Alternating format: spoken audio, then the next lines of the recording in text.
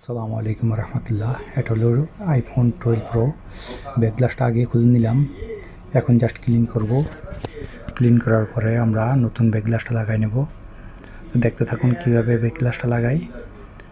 সুন্দর করে পুরো জিনিসটা ক্লিন করে নিলাম। এখন আমরা সুন্দর করে ক্লিন করার পরে আমরা ব্যাক গ্লাসটা লাগাই নেব। ব্যাক গ্লাসটা হলো আইফোন 12 প্রো।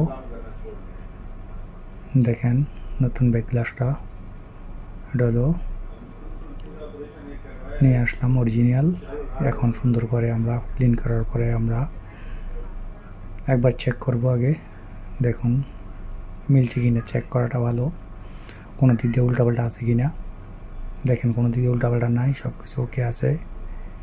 এখন আমরা আবার খুলে নেব, সুন্দর করে গ্লু দেব। সব দিকে গ্লু দেওয়ার পরে আমরা এটা ফিক্সিং করে নেব। দেখেন চারিদিকে গ্লু দিতেছি, চারিদিকে সুন্দর করে গ্লু দিতে হবে যেন কোনো রকমের ফাঁক না থাকে। এবং মাঝখানে পুরো সাইড মেট শুধু দেওয়া যাবে না, ওয়ারলেস চার্জারের কাছে দেওয়া যাবে না। হ্যাঁ, অন্য সাইডে সুন্দরভাবে দিতেছি, এভাবে ঘুরে ঘুরে পুরোটা দিতে হবে যেন মজবুত হয় লাগে। কোনো দিকে কম হলে পরবর্তীতে পড়লে ভেঙে যাবে, এই জিনিসটা মাথায় রাখতে হবে। দেখেন সব দিক দিয়ে দিতেছি, সুন্দর করে দিবেন যেন মজবুত হয়। একটু ফাঁকা থাকলে সমস্যা, ভেঙে যেতে পারে। আলহামদুলিল্লাহ দিয়ে দিলাম সব সাইডে। এখন আমরা গ্লাসটা ফিক্সিং করব।